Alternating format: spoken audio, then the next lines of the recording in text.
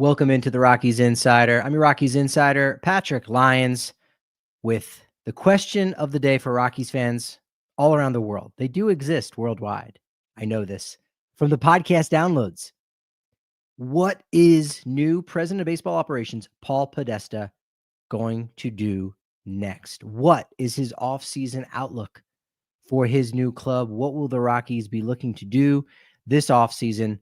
A lot of options, maybe not as many as you'd think, but maybe more than what we're used to seeing for the Colorado Rockies. Now, it's been a little bit of time.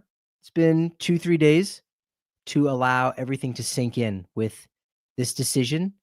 And it's a unique one, to say the least, that the Rockies did go outside their organization. They also went outside the sport of baseball. They got somebody with a lot of previous success and a strong baseball resume, but one in which was not an active resume and one in which came from a team in the Cleveland Browns that was not a successful organization from which you would pluck some front office executive. But I let it all sink in, and there's a lot to think about. There's a lot to talk about as the GM meetings start today, November 10th on Monday.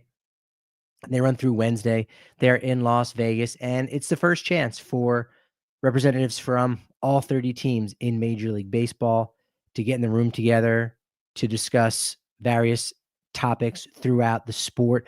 Player agents are able to talk with ball clubs as well, start any kind of dialogues about what could be coming in and around the winter meetings. We know that once the winter meetings are finally here in Orlando from December 7th through 10th, we still might not have a ton of movement in the free agent market. It's been getting less and less. That we finally see the first major move go down right as everybody is leaving. It's quiet on the Monday and Tuesday. Plenty of rumors to keep the hot stove league warm. But there's that one bombshell transaction on Wednesday as everyone is leaving the Waldorf Astoria in Orlando. That's usually how it's going to go. But there's a lot of groundwork that's also laid at the GM meetings. It's also a time where we might learn a little bit this week about players who've received qualifying offers. Now, a qualifying offer is essentially what they have in the NFL, those the franchise player tags. It's a 1-year, little more than $22 million deal. That is an average of the top 125 salaries in Major League Baseball. That's where that number comes from. It's why it generally increases each and every year. Now, players have until November 18th to make their decision, but we could hear and finalize any kind of decisions during the GM meetings in Vegas. 13 players did receive a qualifying offer.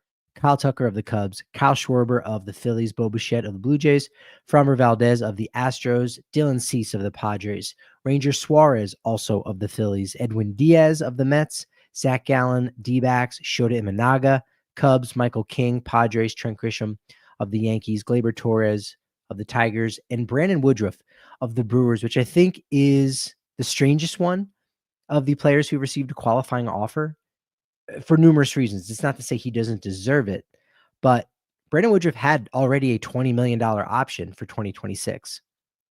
And here the Brewers are saying, well, we'll give you $2 million more. Not exactly. Now, he had a $10 million buyout, which the Brewers are going with, so they can opt out of that $20 million deal. So Milwaukee is going to give him $10 million in order to not give him an extra $10 million. But then they also offer him $22 million in the qualifying offer. So if Woodruff accepts, Milwaukee will actually be paying him $32+ million. So I think the Brewers are trying to thread the needle with this one, hoping he rejects the qualifying offer so that they can receive a compensation pick. That's really what the qualifying offer is about. These marquee names from less than marquee teams, smaller market clubs, that when they lose their free agent, like the Rockies did with Trevor Story, they at least can get a compensation pick. So we'll see what happens with the Brewers and Brandon Woodruff, as well as the rest of the 13.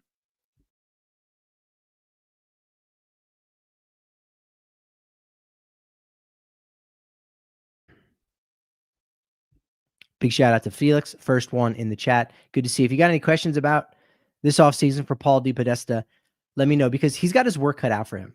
No two ways about it. He's definitely got his work cut out for him. I think one of the things that's going to be playing in the background, in the foreground a little bit, is going to be the front office that he inherits. Or will he actually be able to get to pick his front office, or just some of the front office? Now, John Morosi did report on Saturday that DePodesta is expected to make some front office hires, including a general manager that the team hopes is going to be in place in time for the winter meetings in Orlando. So that is not a priority right now. I think the priority is centered around figuring out who their manager is going to be, if they're going to bring back interim manager Warren Schaefer. But the GM supposedly is on its way. However, I'll say this. In the press release on Friday announcing that Paul DePodesta was going to join the team as the president of baseball operations, Walker Monfort said in that press release that, quote, hiring Paul is an essential first step to the evolution of our baseball department, and we're confident that he will not only maximize our current personnel, but will also bring in additional feeders from outside the organization to help lead us forward. So right there, maximize our current personnel. You knew that the Rockies weren't going to totally clean house and get rid of absolutely everybody, but that verbiage does suggest that there might be more than less that end up sticking around. We know how loyal Dick Monfort can be, to a fault. So you do expect a lot of the front office to stick around, but there are still plenty of openings. There's currently only one assistant general manager on the books, so you've got room for one or two more of those. The GM spot, of course. So there should be some wiggle room for DePodesta. And we also had a little nugget that it doesn't seem like anyone can verify it in the media as being factual. And maybe that's also because it can be incredibly hard to prove certain things to be false or a lie. But Dick said in the press release that Paul was the very first person we interviewed. Doesn't mean he was the first finalist, because as we know, it was Emil Sade and Matt Foreman. The job was originally offered to Emil Sade, who rejected it. Matt Foreman pulled himself out of consideration. So, okay, I don't know if we'll know if DePodesta was one of the first people that were talked to. But baseball people talk to baseball people. And if you're talking to Thad Levine, you probably do want to talk to his childhood buddy in Paul DePodesta. So was he in the mix somewhere where those conversations, you have to imagine, right? But the press release says first person we interviewed. Interesting that none of that information ever came out before that, and why maybe they didn't want that information to get out. But we know the Rockies keep things close to their vest, typically for a reason. Well, the innocent checking in. Good to see you as well, reporting for duty. Philip saying happy offseason. What's more likely, KB waived or a $100 million free agent signing? That's a great question when considering free agency and the Colorado Rockies, because I do think that there's a good chance we see something different this offseason in terms of free agent signing or signings from the Rockies. But I've said it for a while now. I think one of the plans for this organization was to wait for the new general manager or president of baseball operations to take over. And one of their first things that they would do to put their stamp on this franchise and give that person some credit, give that person some leverage, build some trust from the fan base, is to wait to cut Chris Bryant. I don't think we're ever going to see him play in a Rockies uniform. We might see him in a Rockies uniform again. I don't know if he'll be there for the fan fest that they have in the winter in January. Not sure. Will he be there for opening day? Quite possibly. But I think the team was rightfully, this is a good strategy, right? Wait for the new person in charge to maybe make that decision. While the innocent, who from the front office do clubs send to GM meetings as they are next weekend in Las Vegas? Well, first off, I'm not sure who's going to be there for any team, considering all the issues happening with airplane travel right now, right? Getting on flights. Do you have to have a private flight? They'll find a way to get there. But there'll be a couple snafus. There'll be some people getting in late. Maybe they won't arrive until Tuesday morning, whatever it will be. But it's typically front office, general manager, in this case, president of baseball operations, and Paul DePodesta. These are all the key players because agents are going to be there laying some groundwork with teams, touching base, figuring out what's what, and again, starting that process that we'll really start to see come to fruition come winter meetings. In terms of the larger free agents, right? If you're on the periphery and you're about to sign a 1-year deal, the Rockies have usually been a little bit more, I don't even want to use the aggressive, but early with those signings, because these are players that they might have to settle for a minor league deal. The Rockies kind of want to get their shopping done early, out of the way, and they sign their guys to a 1-year deal. I think we could see some multi-year deals for Rockies free agents, and more than just a relief pitcher. More than just a relief pitcher. I've got some thoughts on that. But from Paul DePodesta in the press release, he said, quote, "Building a consistent winner here is a shared goal, and one that I am eager to embrace alongside Rockies leaders, staff, players, and fans. I'm ready for the challenge and excited to get started immediately." DePodesta saying the right thing about building a consistent winner, but also saying that it's a shared goal. To this point, I honestly didn't think this was something that the Rockies were too concerned with, or Dick Monfort was building a consistent winner. Of course, everyone wants that, but are you actually and actively doing something in order to make that happen? And we've seen from a lot of the decisions and a lot of the moves that the Rockies have made almost immediately after trading Nolan Arenado, that hasn't necessarily been the case. I can give the Rockies a little credit from what they did before the 2022 season, right there with the lockout, making some more aggressive moves to lock up players to extensions. That is when the Chris Bryant deal went down. They brought in some free agent relievers. So there were moves that were made to suggest that maybe better days were ahead. Unfortunately, that was not the case. We haven't really seen anything like that. So maybe this signals a notable change. It's a change, but is it a notable one? I don't know. Since the Monforts, think about this, took over as primary owners. Charlie was the primary owner before Dick was. But they went internal with the Monforts as the ownership group. They went internal with their 2 GM hires. They inherited Dan O'Dowd. Then with their first opportunity hiring a general manager, went with Jeff Bridich in 2015, and then Bill Schmidt in 2021, first as interim, then as the full-time GM. And I'd also forgotten that DePodesta graduated cum laude from Harvard in 1995. He played football and baseball there. And you know who also played baseball at Harvard in the 1990s? That's right, Jeff Bridich. Another coincidence is that DePodesta got the reputation somewhat as a know-it-all while with the Dodgers. So we could have another similarity there with Bridich. I don't know. Again, time can change people. Time can heal wounds. Time can allow people to evolve as human beings. So I'm looking forward to getting to know Paul on a one-on-one basis, and not hold any kind of Deshaun Watson signing against him, or anything from his 2 years in Los Angeles and what writers thought about him then, because again, that's 20 years ago, over 20 years ago. So he does get a clean slate, and I think everybody definitely deserves that. We do have an official press conference coming on Thursday afternoon where we do get to meet DePodesta as the new Rockies president of baseball operations.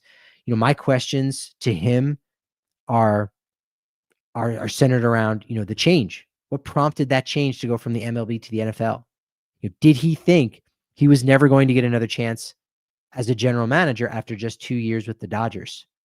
Stuck around in Major League Baseball for a decade after that, but did he think his opportunity was over?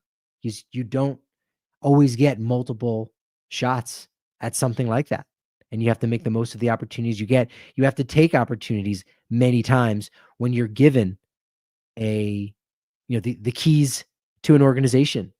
That's very prestigious, and to not accept something like that can be risky, can hurt your reputation if you've wasted people's time. And I say that, and yet here we are with Emil Sade and Matt Foreman, and I don't think this is anything as part of this process. Neither of those guys taking the Rockies president of baseball operations position, I don't think that's going to look poorly upon them going forward. I think everyone does understand the Rockies situation and how at times they want to have their cake and eat it too. They want to go outside the organization. They want to bring about a lot of change, but they don't want to change the most important things that are needed to change in order to qualify as a change. So I don't know. I'd be curious to know from DePodesta, how did the dialogue actually begin between him and the Rockies? Now, Nine News, who's not a source that is typically known for reporting on the Rockies. Now, maybe that's going to change because of their partnership and Rockies games being broadcast on Nine News. So maybe we should expect them to break more information on a very tight-lipped organization. But they said that, yes, a GM will be hired at some point. I would be curious to know, is it going to be more sooner or further down the road, like the winter meetings? One question that I have that I'm not sure if it's a fair one to ask, but I would be curious to know why the Browns would be fine with allowing him to leave with 1 year remaining on his deal. Will Paul DePodesta, not to get into personal matters, but I think this is an important thing to note, is DePodesta going to move to Denver, or will he work virtually? According to The Athletic, DePodesta, quote, always had a behind-the-scenes, mostly secretive role with the Browns and continued to live in La Jolla, California, and either work remotely or commute to Northeast Ohio. Again, these are I think important questions. I think these are important details to get an understanding as to how DePodesta would like to renovate this team and how to rebuild and change the culture. It's hard to change that culture if you're not actually there. Yes, I only recently saw that this nickname. I won't be repeating it, but if you're listening to the podcast side, go over to YouTube. Wildly Innocent has one of the nicknames that was given to DePodesta when he was with the Dodgers, which does that still hold up? Probably not. It does seem very dated in many different ways. But as Ken Rosenthal pointed out, this has been an incredibly interesting offseason already because there's been so many outside the box moves, specifically with managerial decisions, right? We had a relief pitcher who was actually part of the managerial search committee for San Diego, who virtually hired himself as the Padres manager and Craig Stammen. We go from there to further up Highway 1 in California to a college coach bypassing absolutely everything to get the Giants managerial job in Tony Vitello. You go to a manager getting a reprieve after being 134 games under 500 for essentially 5 seasons in Derek Shelton, all the way to a 33-year-old skipper in Blake Butera, the youngest that we've seen in nearly 50 years in the majors. And as weird as those moves are, taking an executive from a laughingstock of an organization in another sport to bring to run your organization may be one of the weirdest and, quote, perhaps more shocking than any of the managerial hires, Ken Rosenthal says. And I would have to agree because it is outside the box. And it's outside the box in a couple good ways, but also a couple not so good ways. So I think time will tell. The Rockies are at a stage right now where I don't know that they deserve the benefit of the doubt on a lot of things.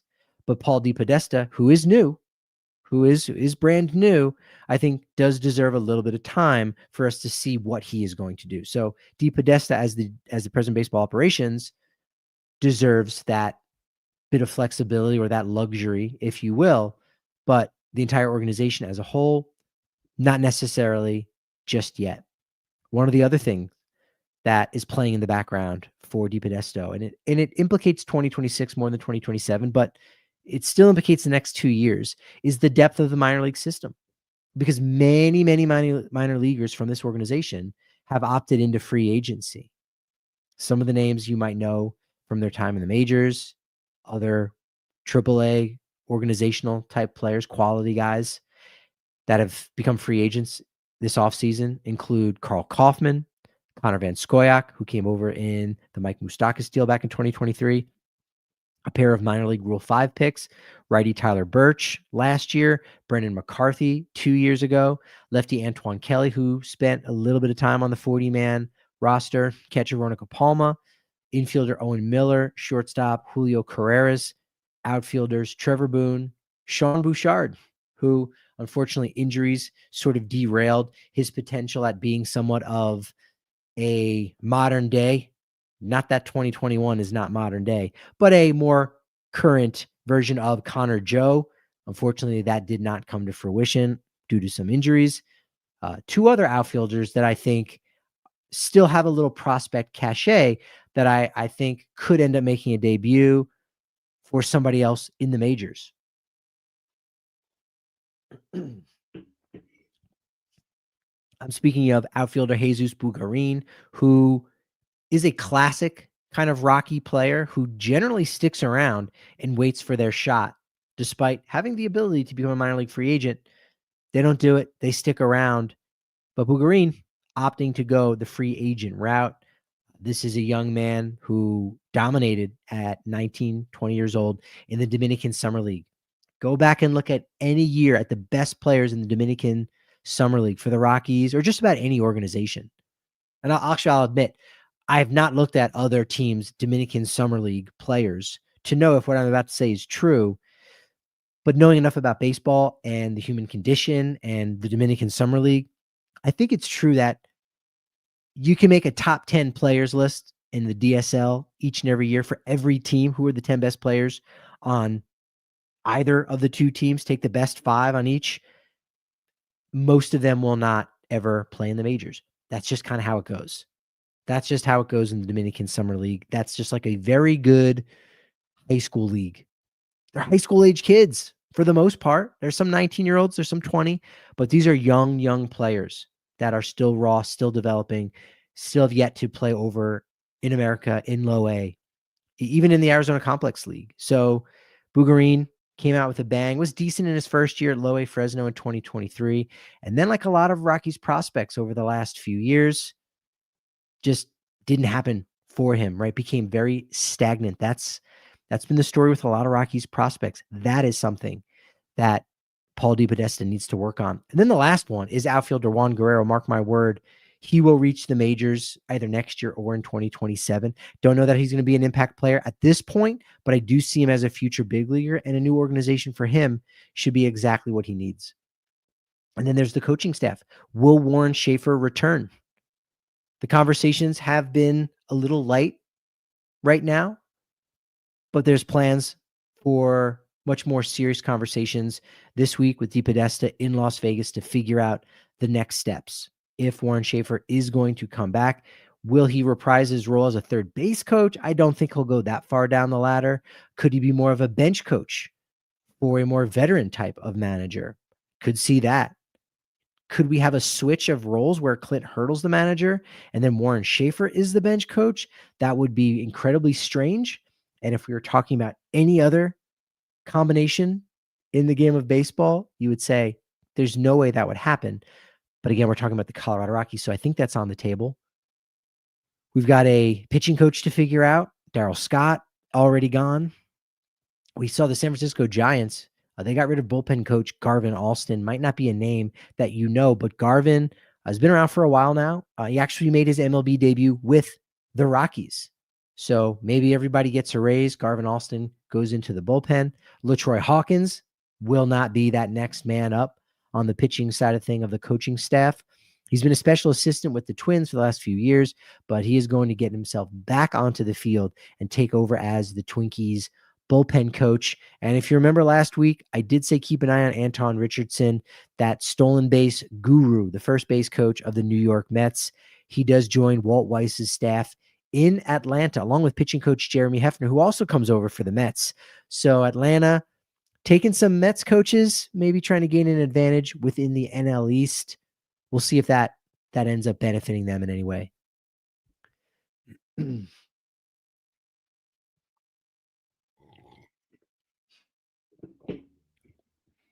Yeah, Felix, talking about Warren Schaefer, I don't know that the Rockies are necessarily going to have a direction in 2026. And so if there's no true direction, then you just want somebody in there that can, truly be a skipper, right? Manage this boat so that it doesn't hit any icebergs. And I think Schaefer is perfect for that. And there's even a strong potential, at least for him. Look, he can only do so much. He can't acquire players. He's got nothing to do with that 40-man. He's not a part of that decision-making process like Bud Black was, who, again, a much more senior manager. But if the Rockies can improve their roster, I think Schaefer could be that guy that grows with the roster, like we saw with Brandon Hyde, who was there for a couple hundred lost seasons with the Orioles and then takes him to back-to-back postseasons. Can Warren Schaefer be that guy for Colorado? Absolutely. Nate asking about Adam Ottavino being the pitching coach. No, he maybe. Probably not. I don't think Adam Ottavino wants to be a pitching coach anywhere. And the conversation I had with him last year, I don't even remember who he was with last year, to be honest. Or was it 2 years ago now? I don't know. But he already was talking about, it was 2 years ago, talking about, working in a front office or being a manager. He didn't want to be a minor league manager. I think he might be interested in being a pitching coach in the right situation where maybe he can quickly jump into a manager spot.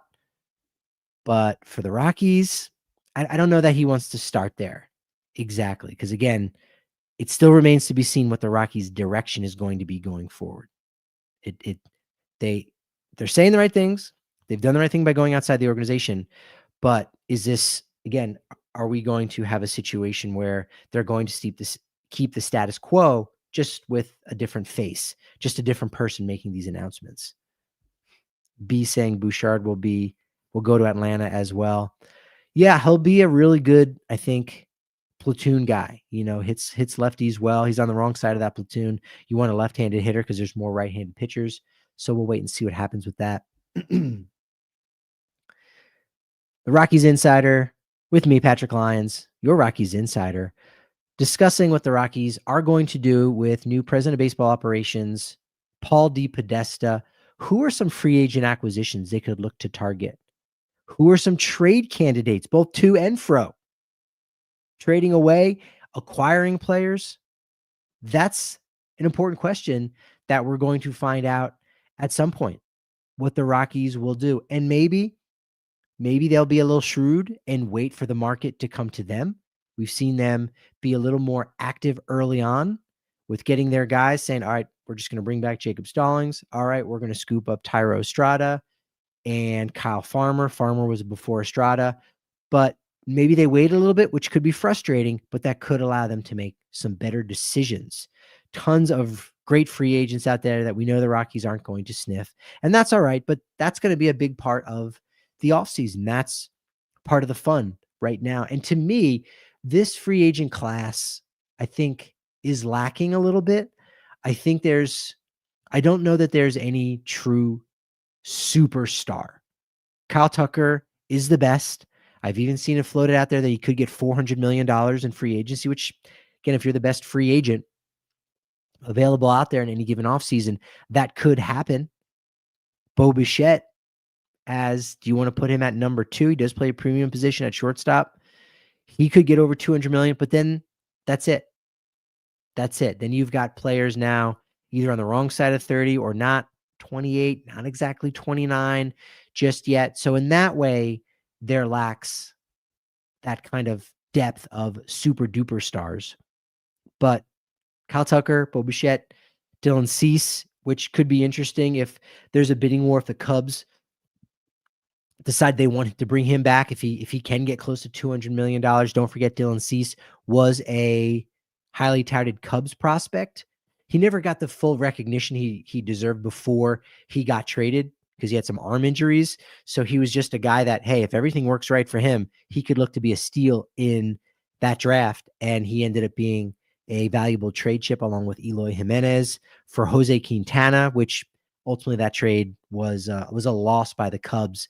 They thought they were getting a very affordable and cost-effective quality number 3 starter in Jose Quintana, and they did get that, but Cease and Eloy Jimenez definitely were worth a lot more, at least Jimenez the first couple years. Alex Bregman is out there as he opted out.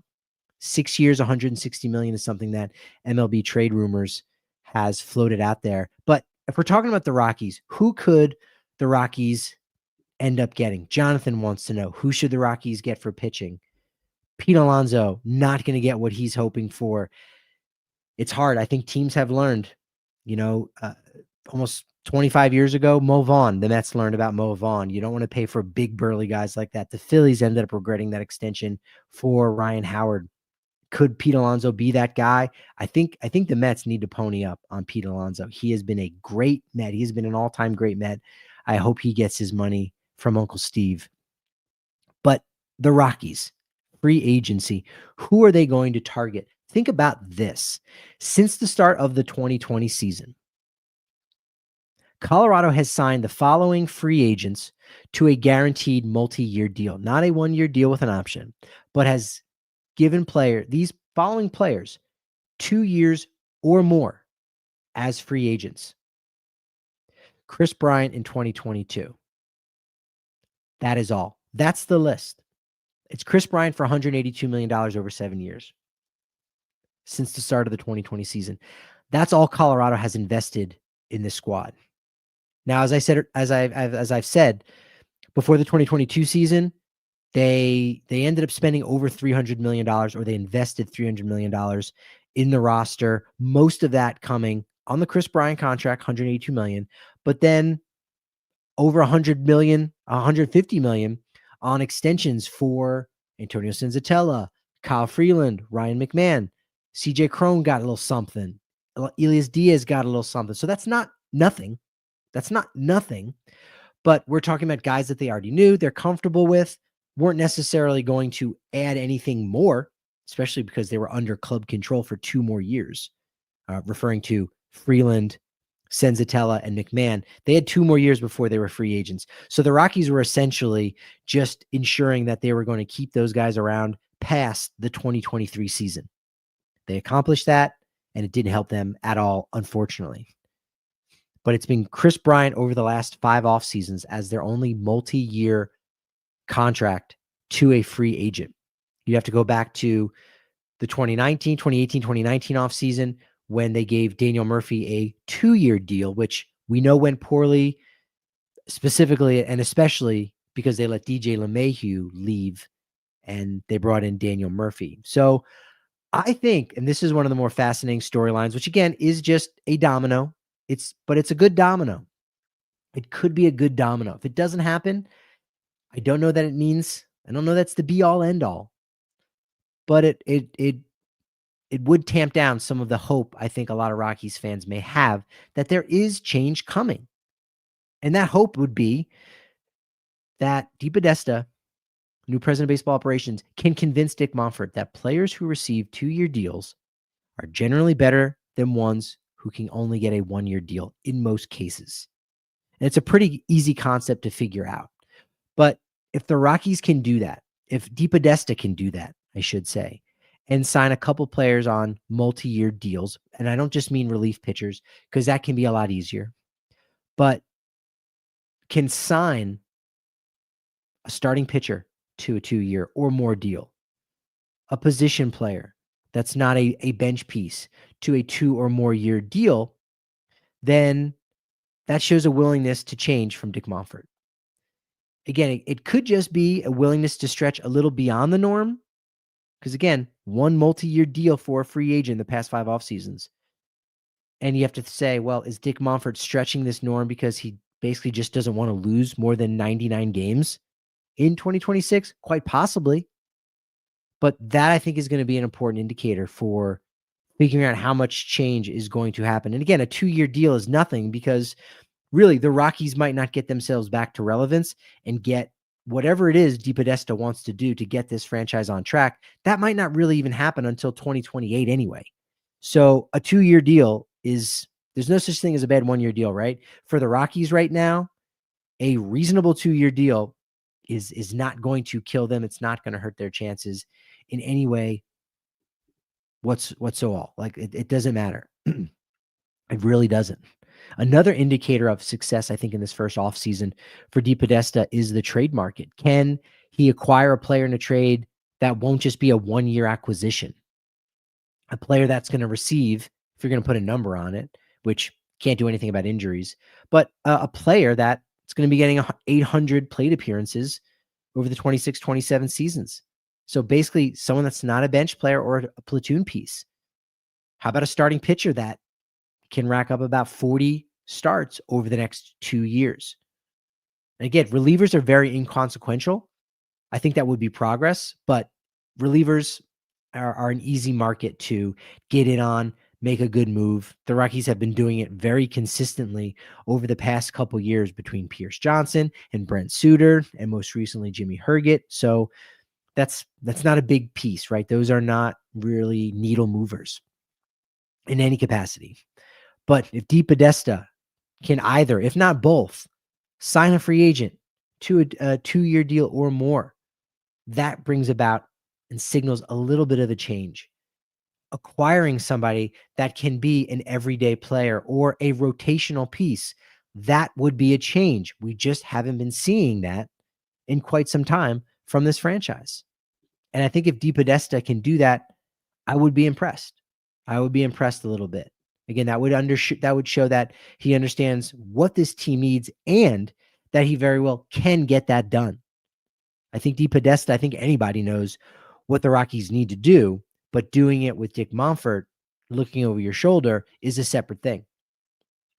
Some of the free agents that I've seen floated out there by reputable sources as maybe being in the Rockies' wheelhouse. The first one was Gleyber Torres, and I don't think there's any chance of that happening. Last offseason, I think there was a chance they could have made a move for Gleyber Torres. Instead, they went the more shrewd route and Thairo Estrada. But with Gleyber Torres having received a qualifying offer, if he accepts it, he's not a free agent. He goes back to Detroit. But if he rejects that, the Rockies would lose a draft pick in order to sign him or any player that rejects a qualifying offer. So that's an impossibility. That makes no sense. Also at second base, I've seen Jorge Polanco of the Seattle Mariners as a decent fit. He has been, some of the numbers I've seen for him, 3 years, $42 million. We're talking $14 million a year at a position where you already do have a couple guys in Ryan Ritter and Adiel Amador. That also could probably be a little bit too rich. So I don't know that they're going to go that route. I've said before, Luis Ariz is one of those interesting players that checks off a lot of boxes. Doesn't necessarily check off a box of, winning now. I don't know that he's necessarily one of those winning players that teams say we need Luis Ariz because he's a high contact player that doesn't hit for a lot of power and he plays a power position and is only average defensively. If he's getting 2 years, $24 million, which I was surprised to see that floated as a projection for him, I think you could see the Rockies go after him. And the fact that he didn't get a qualifying offer, a player that has been in some really notable and high profile trades in the last couple off seasons for other all-stars, 2 years, $24 million, and you don't have to give up a draft pick. I could really see something like that fitting. Zach Littell, 2 years, $24 million. If you want to go the starting pitching route, he has done a good job of elevating himself from sort of a long reliever role when he was, with the Giants, Rays, and he's now separated himself. How much is that really going to provide the Rockies when you're looking at a player who's probably a number 4 starter on a really good team? That being said, that has value. That has value. 2 years, $24 million. If that's what his going rate is going to be, the Rockies are going to have to beat that. That might be a third year. That might also be at the same rate. It could be 3 years, $36 million, which as time goes by, these numbers continue to shrink and shrink and shrink. $12 million used to be a major contract. Now that's middle-class free agent. And the Rockies, I think they have about $40 million to spend if they are going to match what they spent in 2025.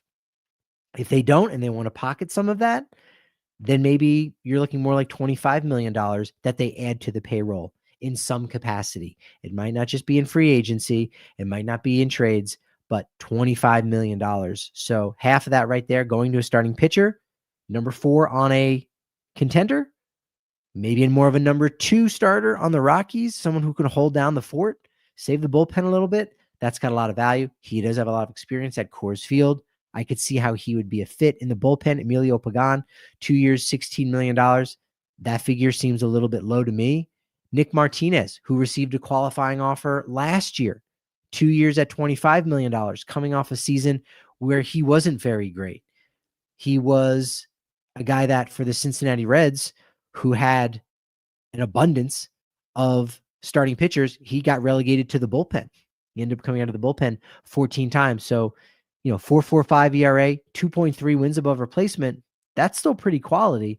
He's 35 years old already, but a starting pitcher that can eat innings for you.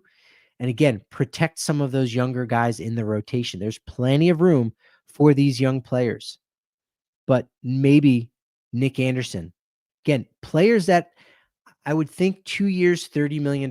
If you can bring in 2 players of that caliber, that is one way to help jumpstart some things just a little bit. If you remember back in 2015, 16, 17, the Rockies did that with some fringy relievers, right? Jason Mott, Chad Qualls. They worked to varying degrees. But then you had Gerardo Parra in there as well. You had guys that, again, were trying to elevate young players, show them how to play, show them how to win a little bit. Doesn't mean you're going to win, but you learn some things and you take much more and much larger steps of growth when you have those guys around than when you have just too many young players who are trying to find their way. There needs to be leaders. And since the retirement of Charlie Blackmon, there just hasn't been any in the Rockies clubhouse other than Kyle Freeland, which is hard to do for a guy that doesn't play every day. You just have Kyle Freeland. And consider this, even when they had Charlie Blackmon in 22, 23, and 24, this was a team that averaged 100 losses. So we've got a different group of guys. We got a different group of young players now in 2026. So I think you need a different group, a different set of veteran players to bring in. Let's get to some questions in the chat. Luke, were any of the Rockies that chose free agency in the last couple of days a surprise? As I said, there, a couple of prospects that I thought were just going to be organizational players that would stick around, wait for their opportunities. Did not in Juan Guerrero and Jesus Bulgarin, but nobody terribly surprising where, I think the Rockies can find replacements. I think it's going to be hard for them to find replacements. They've always been able to have their own guys as part of that depth, but this feels like a much larger outflux of players that have decided we want a fresh start. We don't want to keep waiting around. And I think anytime that you do have a change at the top of the front office, president of baseball operations, now all of a sudden you don't have Bill Schmidt saying, guys, I drafted you. I'm part of your development. I want to see you do well. I'm going to keep you around. I'm the one making the decisions. I drafted you and I'm the GM. Stick around. You're going to have your opportunity. And for the most part, these players did have those opportunities. But now Paul DePodesta is going to look around and, if he's going to be anything like Peter Brand in Moneyball, the character that was essentially Paul DePodesta, if he's going to be anything like what he was with the A's, and I imagine even beyond that, when he was a GM with the Dodgers, when he worked in the front office for the Padres and for the Mets, sometimes players are numbers on a sheet. And, for better or worse. Worse, if you're talking about families and the business of baseball can be really cruel, but we understand that this is a business. And the Rockies haven't really been operating that way for quite some time. And maybe some more baseball-based decisions, like looking at numbers, looking at what kind of a team DePodesta wants to craft, that could mean those players that were given promises by Bill Schmidt, who drafted them, who went into their homes, went to their colleges, scouted them actively, that guy's not there anymore. So DePodesta does not owe them anything. So we are seeing so many players departing in minor league free agency. Wild the Innocent saying, is there fracture in the relationship between Bryce Harper and the Phillies leadership real enough to see a move from either of them? I don't think so. I don't know that Dave Dombrowski misspoke. I think there are times in which front office members use certain words, choice words, that can be played off as, that was kind of misconstrued. Poor word choice, everything's good, but it wasn't poor word choice. It was specifically stated in that way to poke that player in the chest to say, you need to do something different. Go back and look at the comments just in this past year that were made by Bud Black, that were made by Bill Schmidt, that were made by interim manager Warren Schaefer regarding Michael Toglia, of trying to push him in the direction of, this is what you need to do. Here's why you're not getting that next opportunity. Do something about it. And look, that's not very harsh. That it's harsh for the Rockies in Denver, the way they go about their business, but it wasn't really harsh, but it was stronger language than we typically see out of this organization. So I don't know what Bryce Harper did or did not do to kind of, feel the ire of Dave Dombrowski, but I think they'll sort that out. They'll work on those things. Slip of a tongue, so to speak. I don't think there's anything major going on there.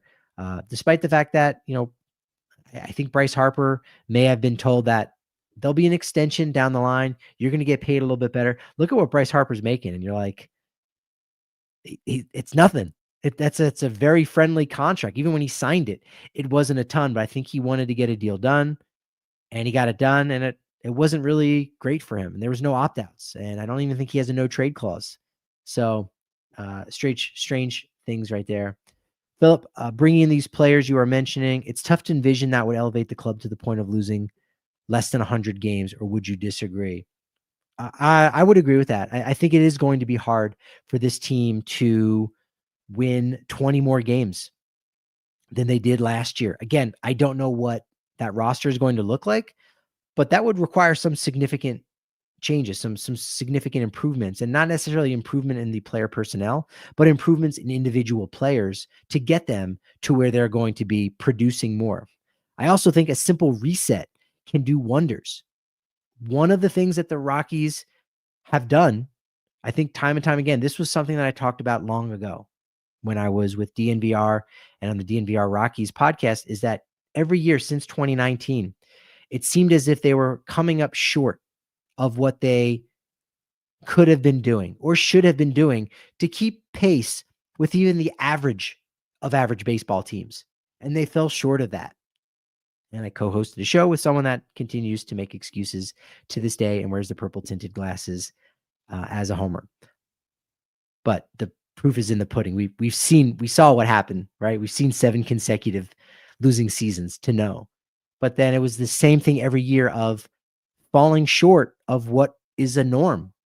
And that's how you end up losing 119 games, is falling short of the norm. I don't know if Paul DePodesta is not going to be happy with that. I don't know if he's looking to put the Rockies on a fast track and expedite this organization to the point where they can be a league average run organization behind the scenes and in front of the scenes. That could take 5 years, but this offseason could be the first steps in getting them back on that track. So a lot would need to go right, I think, for them to lose 99 games or less. I would bet against that right now, but you play great for the month of April and all of a sudden everyone's believing in each other. Not necessarily that they're going to the playoffs, but that, hey, we're a good team. We're a really good team. We're laying the foundation. If they can be 500 in April, already you're going, okay, they're probably not going to lose 100 games, or it's going to be close. And already you're going to feel a lot better. Remember, when Warren Schaefer took over officially on March 12th in Texas for Bud Black, the Rockies were 7-33. They were projected for 134 losses. And the fact that Warren Schaefer took over and helped them come up short by 15 losses shows how much momentum can shift the fate of a season. And before Warren Schaefer took over, momentum was taking them to 130 plus losses. And it stayed that way, I think, for a little bit before Schaefer really got a lot of what he wanted to do enacted. So they were on pace for 134, a couple weeks into his tenure, but he was able to sort that out. So I think with just a new voice in the room saying, we've got to at least do this much. We've got to at least hit this bare minimum. And that's something the Rockies haven't been doing for a while. And if the Rockies can just hit some of those bare minimums, then maybe we're looking at only 99 losses. We'll see. Is the Mickey Moniak current deal an example of the 2-year deal you're speaking of? No, because he was brought in on a 1-year deal. He's under club control because he's not yet a free agent. But I'm talking about I'm not even talking about actual free agents, because while Mickey Moniak wasn't a free agent that had completed 6 years of service time. He was a free agent. They could have signed him to a 2-year deal, but he doesn't have those. You don't need to do that. Just like with Thairo Estrada. Thairo Estrada was signed to a 1-year deal with an extension. They rejected the extension, and they could have even kept him around and gone through arbitration because Thairo Estrada had not reached full free agency after 6 years of service time. So again, when you become a free agent after 6 years of service time, 6 seasons of service time, which isn't always 6 years, but you have 6 seasons of service time, and a team wants you, that means you've lasted the test of time, right? You've lasted long enough for other teams to be able to bid on your services. Tons of players never even reach free agency. So those are the players that when they reach free agency, they are completely untethered. And the Rockies have been making more shrewder moves with guys like a Mickey Moniak, with guys like Jimmy Herget, saying, well, we'll sign you. And then guess what? We're signing you to a 1-year deal, but we also control you for next year too. So we don't have to make that same general investment. In fact, one of the reasons why you're so attractive to us is because we only need to give you 1-year deal. And if you're not good, we don't have to give you that second year. But if you are good, we get the benefit of the second year. So they're not actually committing 2 years to these players. Same thing with Stallings. Same thing with Kyle Farmer. We're not actually committing 2 years to you. It could end up that way if all things go really great. And we've seen how many players things have not gone great for, and they've decided to go with the buyout and have gotten rid of that player. But when I say that the Rockies have not signed a free agent to a multi-year deal, I mean this player signed for 2 years at this price. They've not done that since Chris Bryant. Since the start of the 2020 season, they've only done it once. Also in the chat, these are really good questions. Justin, good to see you, man. So let's talk about trades. What could the Colorado Rockies do on the trade front? Let me hold that thought.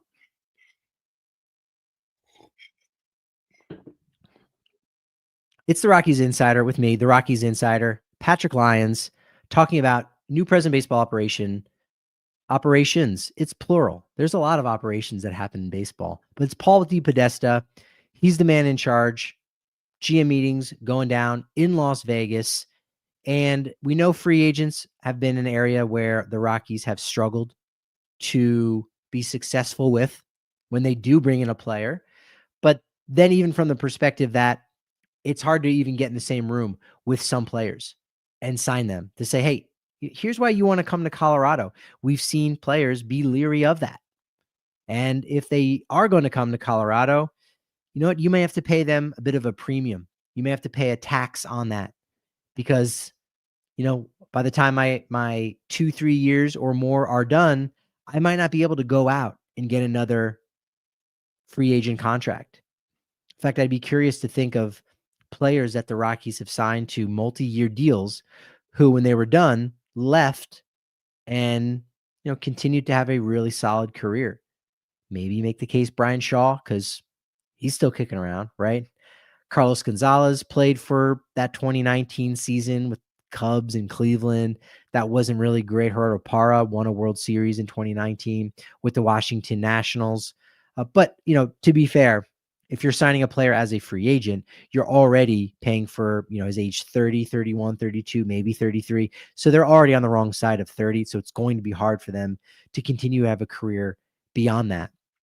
And that's one of the reasons why the Rockies need to really go down the avenue of making trades, which is, again, something that they have not done a lot of in Bill Schmidt's tenure and even at the tail end of Jeff Bridic's tenure.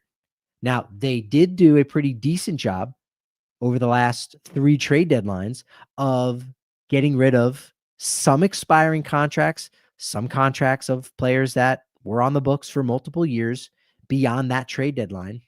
But they brought in some prospects and they did the norm. They traded players at the deadline that weren't going to be a part of their next contender, and they brought in prospects. That's how you have to do it. But again, that is a industry standard. The offseason, though, is where you can make more of those moves where you are creative and you can really impact the future of your franchise. While it didn't work out with Nolan Jones, that was a deal that was made in the wintertime. Could there be certain deals and transactions like that this year? We'll have to wait and see. Now, could part of their rebuild for the Rockies be trading away some of their more quality players? And ultimately, I think the answer is no. Right now, the Rockies, I would say maybe most valuable asset is recent NL Silver Slugger Award winner Hunter Goodman. He's got to have the greatest value at this point. He's not even yet in arbitration.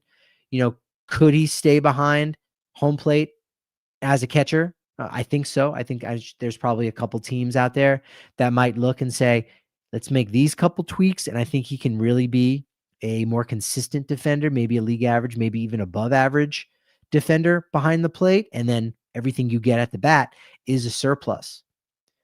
But because it's only been one season of that kind of production at the plate for Hunter Goodman, you're not going to, if you're a team looking to acquire a catcher, again, that's going to be part of the conversation that I haven't seen a ton of it. Like take Cal Raleigh for an example. Look, he's been really good. You probably didn't realize over the last few years how good he's been. But this year, dude hit 60 home runs.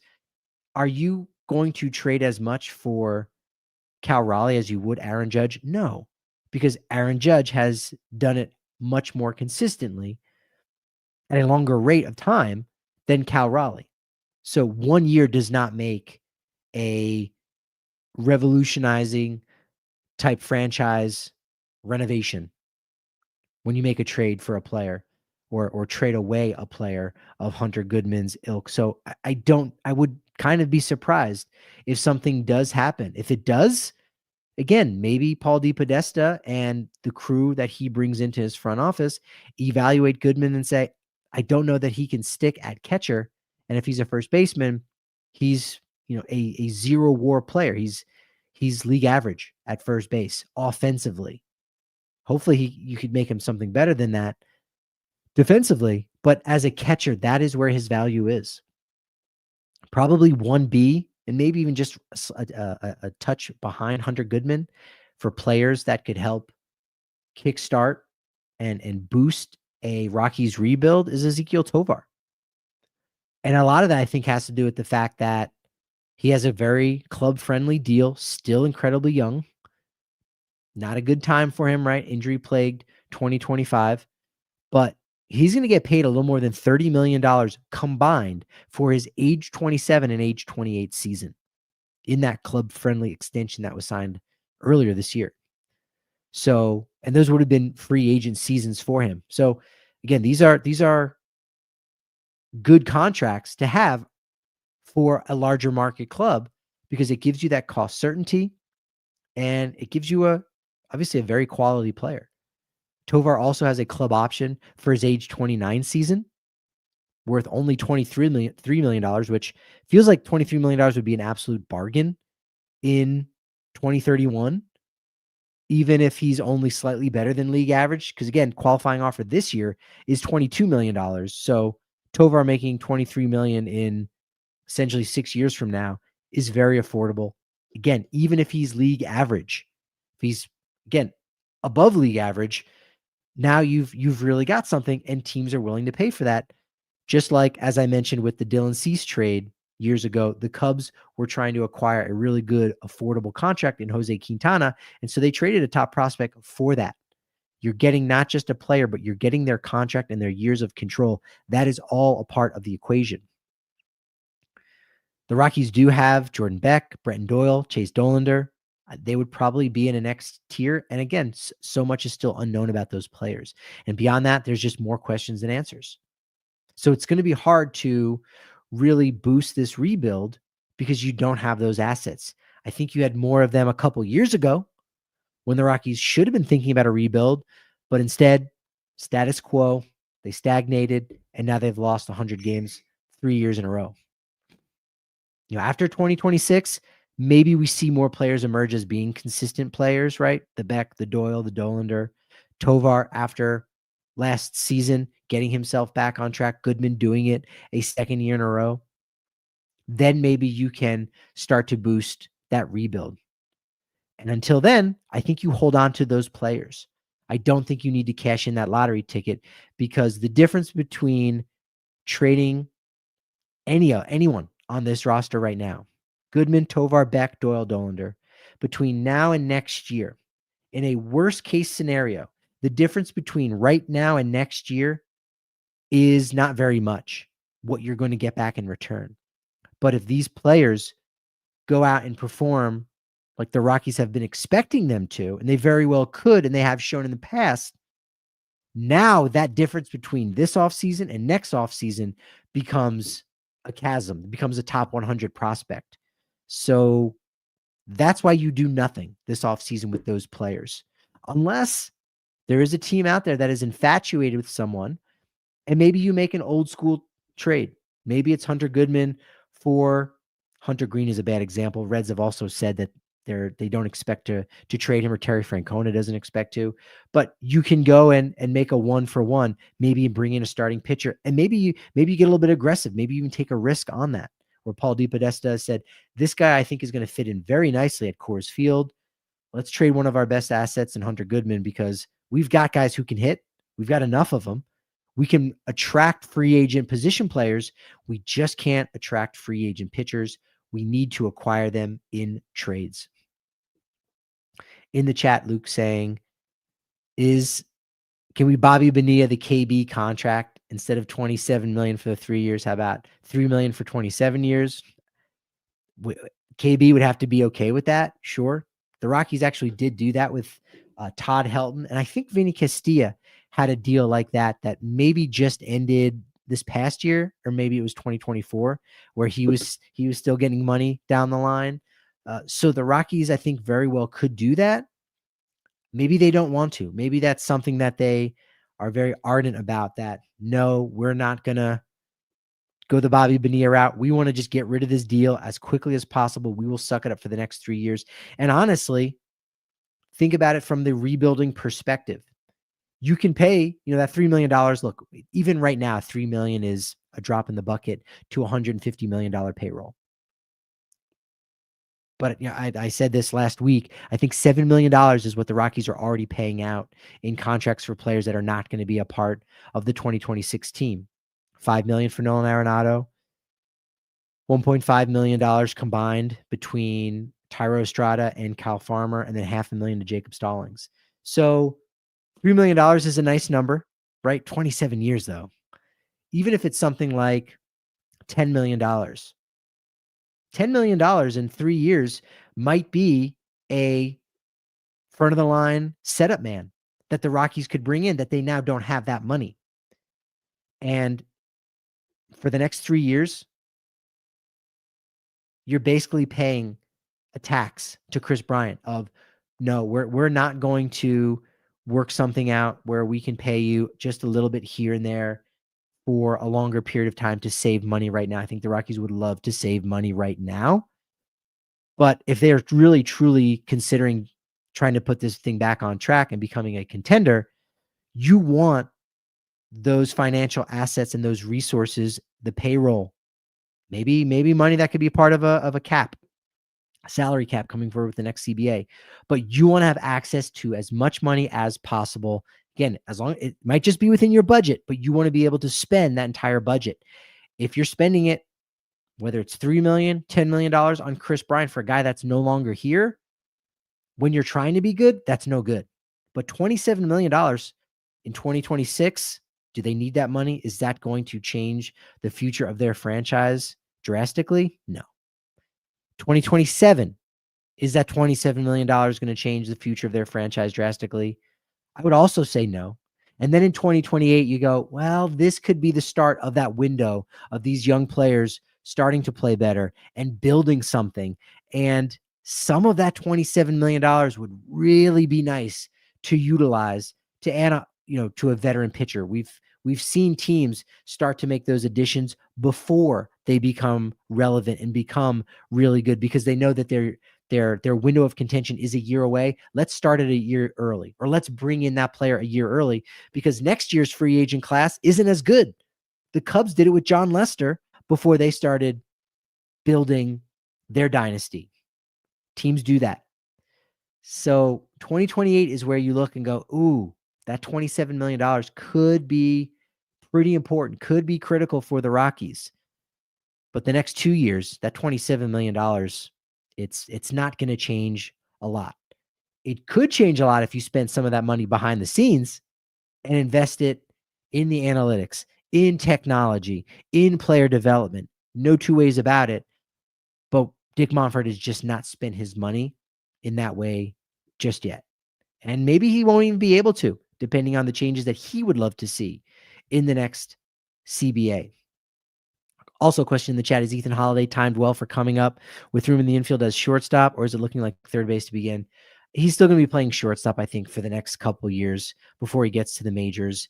It is a body that does seem like it'll be best suited for third base. His dad, Matt Holliday, was a third baseman that was better suited for the corner outfield, and he ended up going there. Maybe Ethan Holiday is a left fielder. Still, if he is anything like his father, I don't think you're going to care that he doesn't play shortstop anymore. No one's going to say, yeah, but he was a shortstop at Stillwater High School when he was 18 years old. It doesn't matter. Dude's hitting 35 home runs and is an MVP caliber player in left field for the Rockies at 22, 23, 24 years old. That doesn't really matter all that much. So it is a story. It is a story to keep an eye on if he is able to continue to be a shortstop. But I do expect him to stay at the position over the next couple of years. Stone Animals, good to see you in the chat. Could be your first time. I thought that 2025 would be the year the rebuild came to fruition. Obviously couldn't have been more wrong. It definitely was the year where the young guys got to play more and you got to see them. And I think, there were pockets for just about every young guy on this team, either this year or last year. And I say, or last year, because you didn't see that flash from Tolia. You saw it in 2024. You didn't see that flash from Luis Peralta in 2025. You saw it in 2024. But there's flashes over the last 2 years. You go, maybe there's something here. And because of just how rough the start was to the 2025 season, it just unraveled ridiculously. And if you bring in the right kind of veterans, the right combination, you could start to see things improve this year. And again, even if you lose 100 games on the nose or 99 games, you could still feel better about the future of this team. I've said it before. In 2023, when the Rockies lost 103 games, 100 games for the very first time, there was a feeling from the other beat reporters and myself and the entire organization that despite the fact that they had lost more games than 2022, there was something good happening. There was something building. There was Brenton Doyle that came out of almost nowhere. For anyone that wasn't paying attention, Rockies fans, they knew Brenton Doyle. They knew they had a Gold Glove center fielder there. And all of a sudden, that's something. Nolan Jones, 4th place finish in Rookie of the Year award voting. That's something there. In the draft, there is a lot going right for the Rockies. It seemed like at the end of 2023, certainly had more fun, had a lot more life to it. That didn't end up working out, unfortunately, but maybe that's what we end up getting. Maybe that is a best case scenario for 2026, because ultimately it doesn't really matter how many wins or losses the Rockies have. It's the plan of attack for the future of their franchise. I've said it many times. It doesn't matter how many games they lose. It's if you win 63 games and you do it with quadruple A players, if you do it with the likes of Troy Johnston, who the team just picked up last week, or guys on 1-year deals, veterans, just to snap the streak of 100 lost seasons, it tells you nothing about the future of the franchise. So wins and losses right now aren't terribly important. They can be helpful, but they can also be deceiving as to where this team is going in the next several seasons. But I was talking about free agents and who the Rockies could possibly. I wasn't talking about free agents, excuse me. I was talking about trade acquisitions and who players could acquire. And I've said it before with relief pitchers. There's, the Rockies have some good ones. And we know that teams were interested in Seth Halverson before he went down to injury, Victor Vodnik. And those are players that typically can emerge from year to year. They're not as consistent as everyday players or as starting pitchers. And relievers, yes, they have a market, but there's never truly a major one unless we're talking about some of the game's greats, like Edwin Diaz, who went from Seattle to the Mets. Okay, there was a market there. Yohan Duran, when he went from Minnesota to the Phillies at this year's trade deadline. But there's some trade targets out there that the Rockies could go for. Look, you could speculate all you want about players that the Rockies should look to acquire. There really isn't a player the Rockies should look to acquire, I think, this offseason, other than young starting pitchers, obviously, other than players that might fit a mold that Paul DePodesta has in his mind to, I don't want to say revolutionize Coors Field, but really bring a different approach to Coors Field. What the Rockies should be looking to do is not acquire specific players, but acquire specific contracts. I've said this before many times. There are teams out there that when they have a little bit of payroll flexibility, they will essentially buy prospects. You can acquire bad contracts because they usually come with a prospect. I mean, look at the deal 2 years ago now at this point between the Dodgers and, well, it was the Reds, right? No, the Cubs. Dodgers, Cubs. Dodgers had no room for Yency Almonte and Michael Busch. They essentially didn't have any room for them. They did, but they said they are excess. We don't need them. Let's actually trade these two players for the Cubs and save some money, and we'll bring in two of the Cubs prospects. And I think both of those players are either top 100 guys or on the fringe of it. That was a shrewd move. And, you know, that's not exactly what I'm talking about here. But when you take on a really bad contract, teams are willing to give you something else in compensation in terms of a prospect.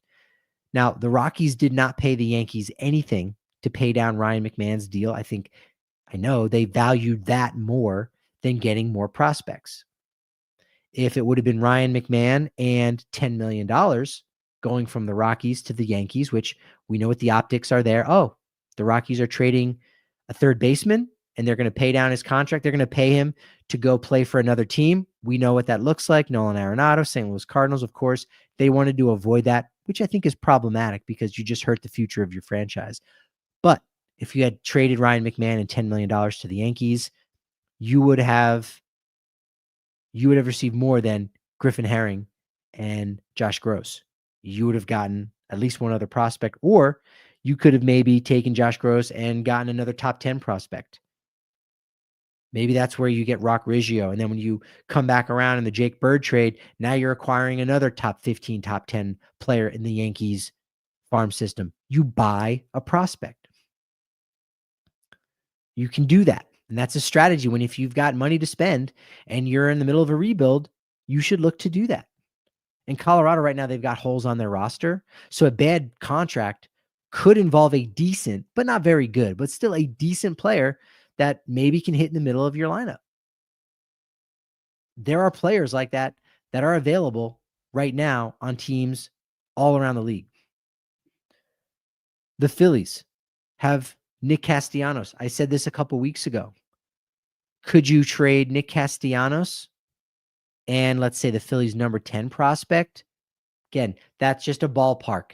It's not specific, but the Phillies number 10 prospect for Antonio Senzatella. So now you've got a bat, a power bat, a right-handed hitter that doesn't like to lose. We know that.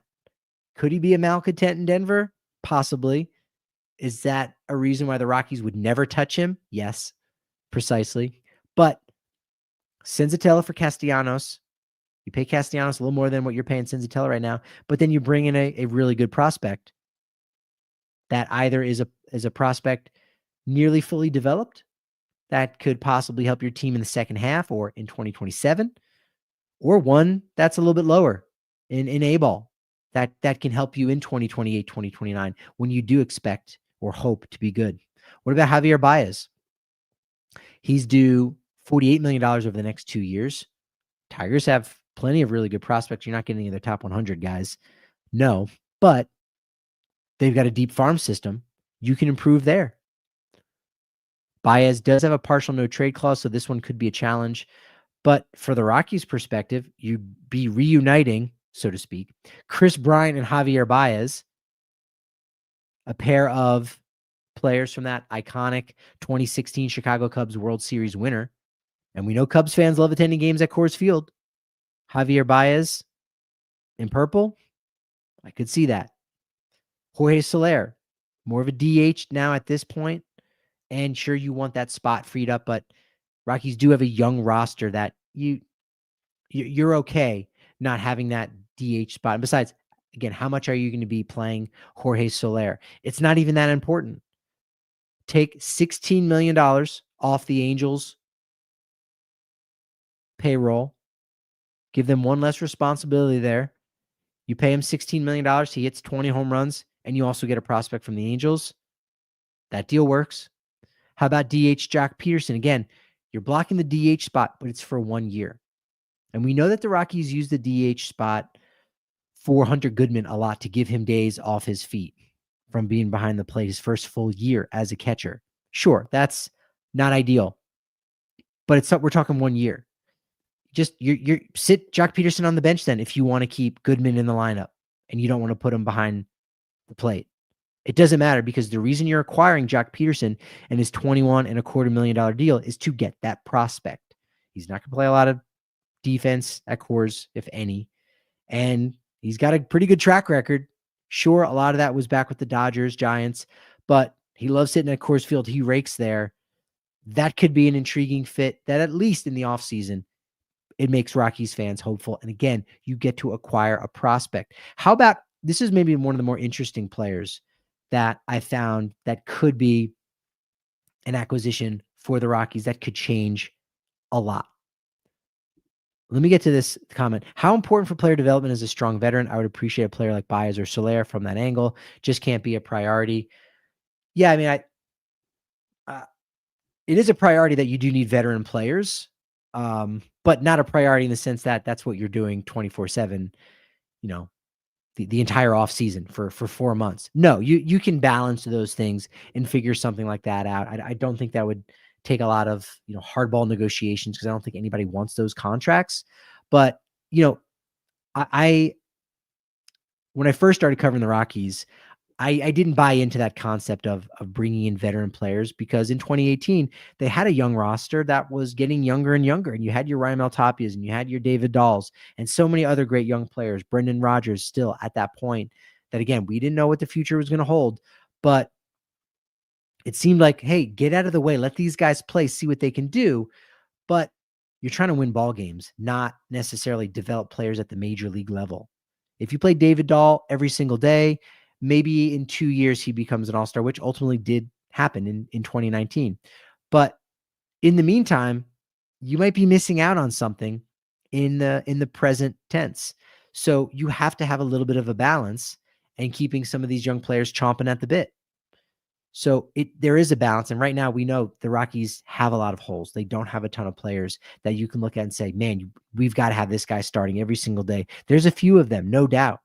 But bringing in those veterans to supplement, showing these young players the right way to play the game.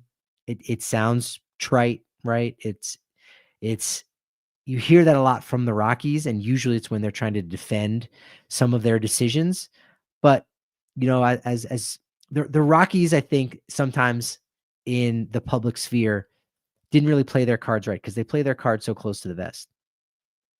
But on one hand, they were trying to have their cake and eat it too by promoting all of their prospects, not in a promoting to the majors, but boosting them up, giving them props, talking about how great the farm system is and how much we love these guys.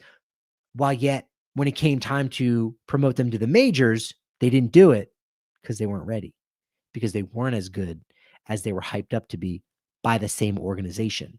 And I think now we understand that they've got their guys, they like their guys, but the farm system has fallen on some hard times. They're just not developing. I think they've been drafting fine, but it's all in the development.